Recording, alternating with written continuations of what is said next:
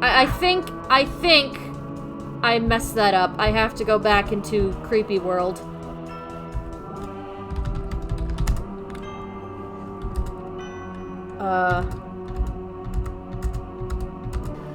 There we go.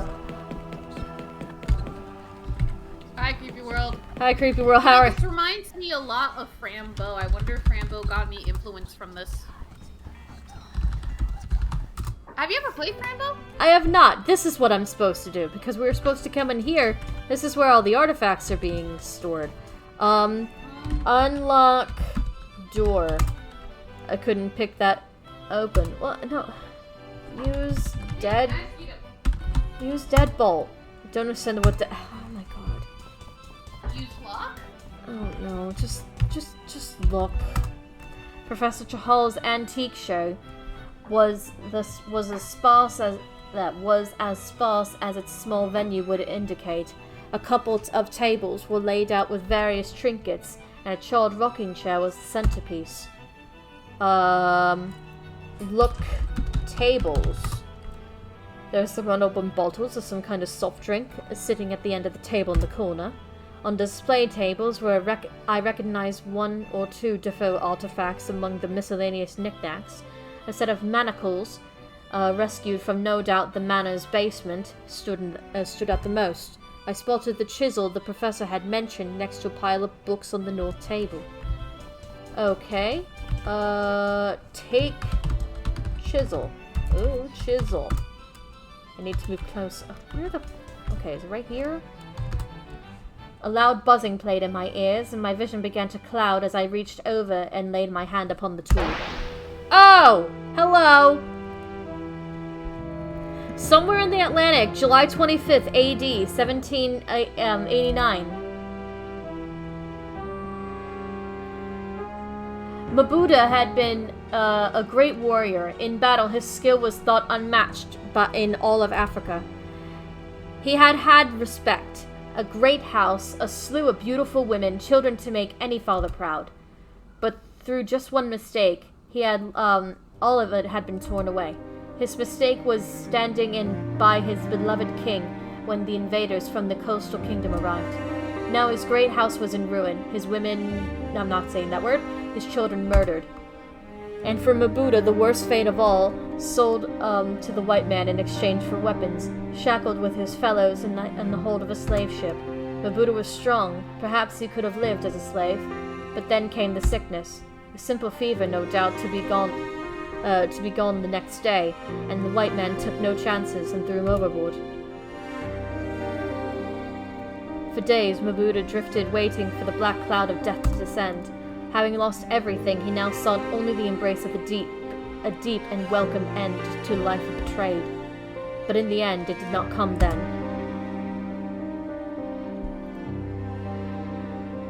Okay. Move around, Captain! Yeah, that does actually suck. Voices unfamiliar, speaking an unfamiliar language. Mbouta was suddenly terrified that the slavers must have returned, but he was weak as a newborn and could not move or speak. Just look at what we picked up just in time. Don't know how long he'd been drifting here, but he couldn't have lasted much longer. Good Lord! Look upon it, men, the greatest evidence that of humanity's inherent evil. Never forget that, men. Sailors such as you or I did this, left this poor wretch to die. Slavers aren't sailors like you or I, Captain. No. I do not know what these devils could have had the audacity to still call themselves humans. Today there is no pride in being an Englishman. Find our new passenger some quarters. Make him comfortable. Passenger, Captain. Every innocent who sets foot on my ship is a free man. Is there something about that policy you find questionable? Not at all, Captain. No, these were not the slavers. The ship was different, thus crowded with terrified black faces. There was anger in the voices of the white men, but not directed at Mbouta. Still frightened, but somewhat reassured, Mbouta passed out. Days passed, and Mbouta's health was restored. To have been rescued by the ship of these good white men had been a fantastic stroke of good fortune. He decided that it had to have been the will of the gods that he should survive, and that proper thanks was in order. An idol, that was the answer. If he could just find some suitable wood and a sharp blade, he would carve the finest idol of his life. So now we are Mbouta. So there's this. Okay, look. Okay. So we're getting some history on the idol itself. Yes, this is where the idol came from. Apparently, Mbouta is the one who carved it, but we will see how it connects to John Defoe. Yeah. Well, how it connects to all of this. Also, yeah. Okay, so it was July 25th that he was there, and now it's been several days, so... Okay, so around the same time of year, too. The Sea Angel was a small clipper, built for speed and the fast delivery of cargo. It was late in the evening, and there were a few crewmen on deck. Okay, look... Crewmen? There were several crewmen tending the ship scattered around the deck. Despite the language barrier, Mbouta could tell they were friendly and cordial. Ask crewmen for wood? Mbouta could not understand the white man's language. Any communication would have to be nonverbal. Okay.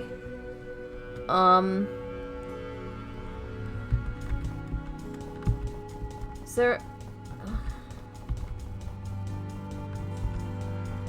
Ooh, look. Man. Oh, never mind. Look, man. Point tool? Right there, laddie. Oh, I see you must want to carve something to carve with. Here. The sailor handed Mbouta a sharp, almost brand new workman's chisel. Just bring it back when you're finished with it. Okay, so we have good people. We have the chisel, and yes, they are good people.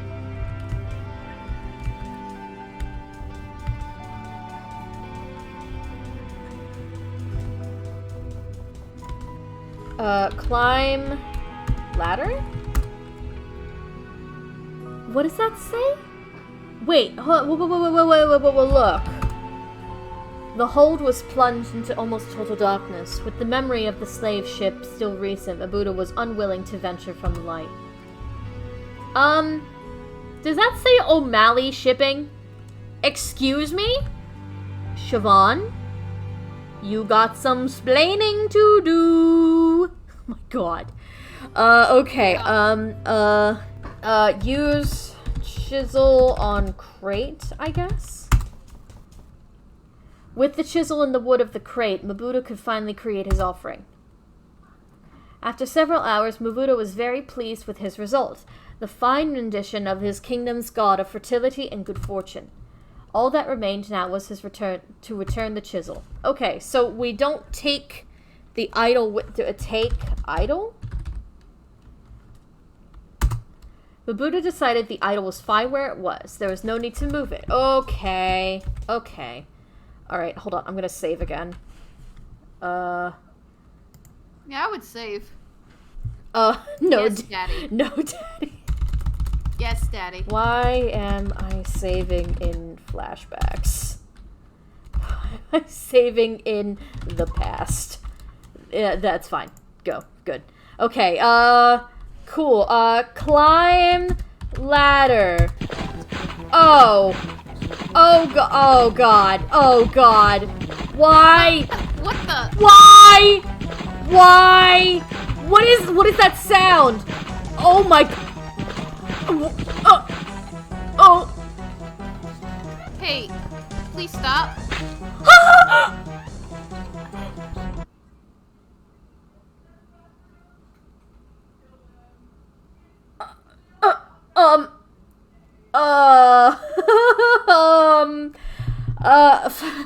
I don't like it. I'm gonna actually cry.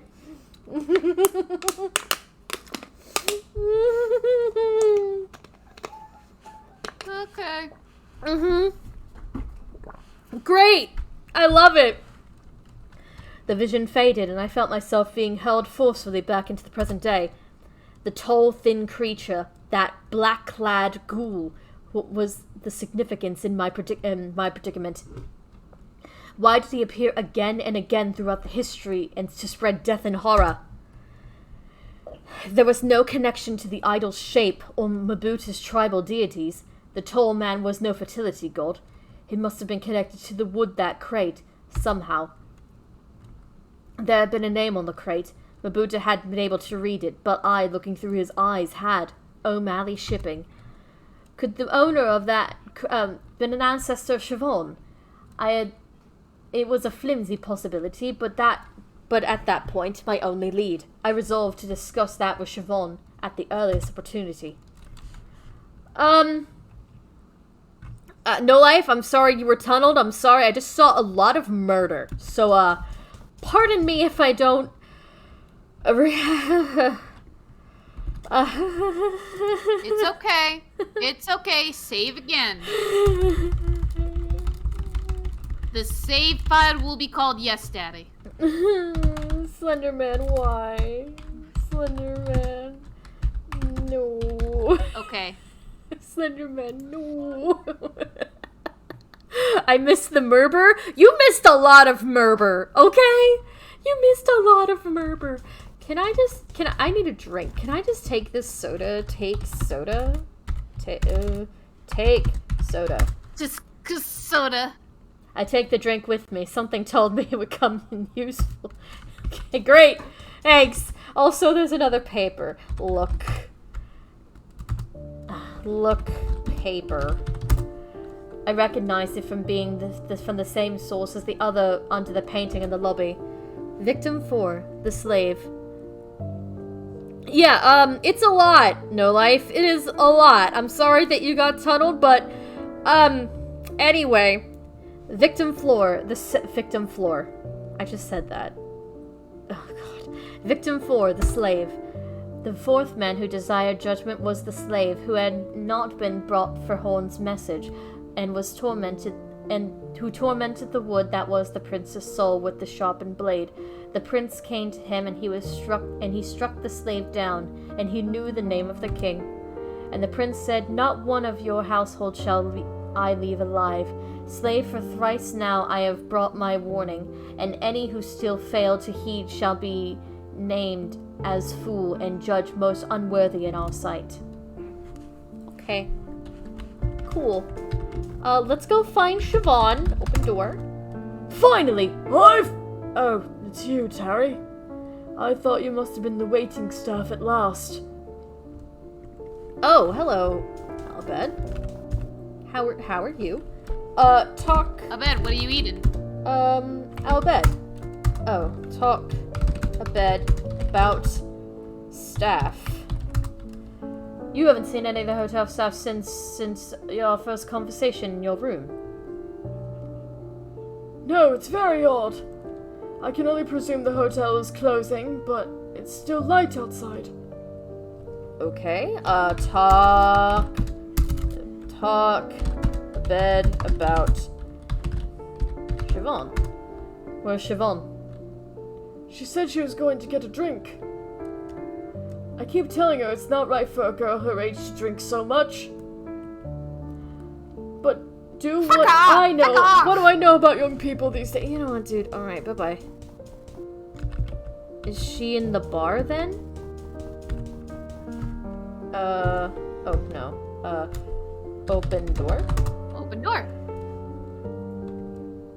Have you seen any of the hostel staff anywhere? I'm afraid, no. Perhaps they go to bed early in these parts. Hey, Siobhan! Sit. Okay. Talk, Siobhan. Talk, Siobhan, about Defoe. What do you know what happened in Defoe Manor? Oh, I bet doesn't believe any of it, but I've heard some pretty interesting stories. Defoe Manor was some kind of disappearance hotspot for decades before the incident. I heard there was an evil ghost in the house trapped people there and hounded them to madness and death. I even read in the paper that Trilby, the famous thief, might have been involved. Really? But that's a pretty outlandish claim. I think they were just trying to spice up the legend. There was something odd in Siobhan's expression. The way she looked at me implied equal parts curiosity and suspicion. I inwardly berated myself for wearing my professional outfit to this mission. I think, guys, Siobhan is catching on that we are not, in fact, antique collector Terrence Railby, but in fact, the cat burglar Trilby turned secret agent. Let's actually talk, Siobhan. Yeah, we're raring Trilby. Famous thief is an oxymoron. About Trilby. I don't think that would be a relevant oh, come on, you liar. You liar. Fine, let's talk to Siobhan about Crate. Do you know anything in the history of your family? I wouldn't know much of history student. I wouldn't be much of a history student. Blah, blah. I'm researching my family tree as part of my diploma. That's ideal. I appreciate this may sound like an old question, but trust me when I say that it's important.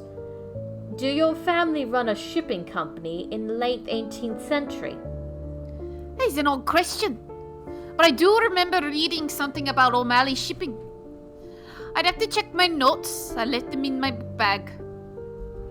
Could you meet me in my room in about 5 minutes? I'm in 2A, next to a bed. Certainly. I'll see you then there. There then. Okay. She said that she wouldn't be a history student if she hadn't been researching things, but she was researching her own history as a thesis project. Yeah. That's... Yeah, I just kept on mixing the words together because I knew it was gonna go by fast and my mouth couldn't keep up with my eyes. Right? Okay. So we have to go on our date with Siobhan, open door, because apparently Siobhan wants us to go to her room, which hey, maybe Siobhan might be onto us, but also it's a lady, and we didn't romance Simone Taylor at all because she was considered a friend, but maybe Siobhan. Oh yes, Railby. Please rail me. Oh god. Okay, 2A. Alright, here we go. Open door. Come in, please, Terry. You have the papers. You must always go down right to business. Come sorry. and sit down, let's talk. Sit down, let's talk. There you go. How are you feeling? We were a little worried about you. I have these moments of illness. What do you want to talk about? Oh, Defoe Manor. Oh. It kind of interests me. I was really into the media coverage of the incident at the time. This client of yours, the one who wants the figurine, what does he know about it? Well, he has an interest in the occult, and there's some nonsense story going on about it. Something about the idol being a vessel for an evil ghost. I wasn't really paying attention. Really? I don't remember hearing any of that in the reports. No, you wouldn't have. It wasn't widely... Have you heard the story that Trilby was in the house? I could feel cold sweat drooling down my spine.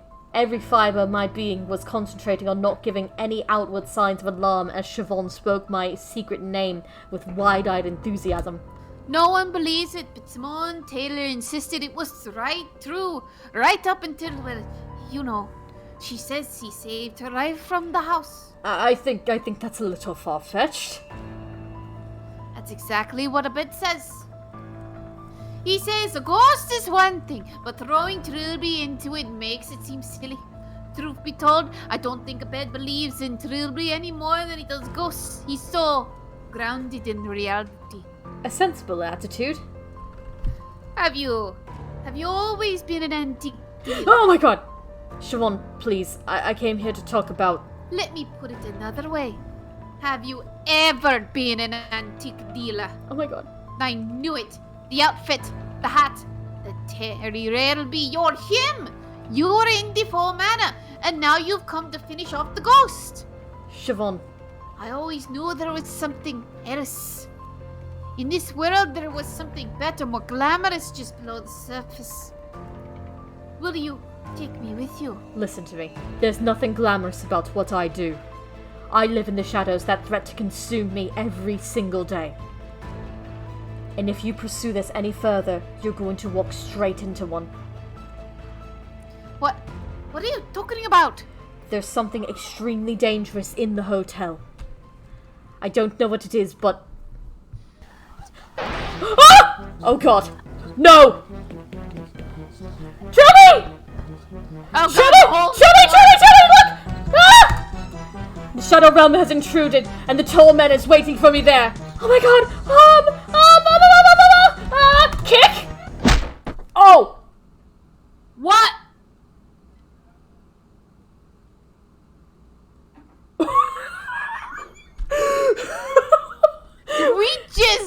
We just decked her in the face. We just kicked the shit out of Siobhan. Oh my god. Alright, well there goes any sort of... Because she was excited. She was like, oh Trilby, I want to go with you. I want to be able to experience what you do. And then the next thing we do is just kick her in the face. Oh my god. Dun dun dun dun dun dun dun dun dun. BAM! Oh my god. I hated this. I hate this. I hate this so much. Why? Oh my god. Yeah, it's something. It's Yeah, sometimes. it's It's like that sometimes. I don't know if it is. Sometimes you gotta kick a hoe in the face, okay? Siobhan's not a hoe. Siobhan is the opposite of a hoe. She's actually a quite lovely lady. But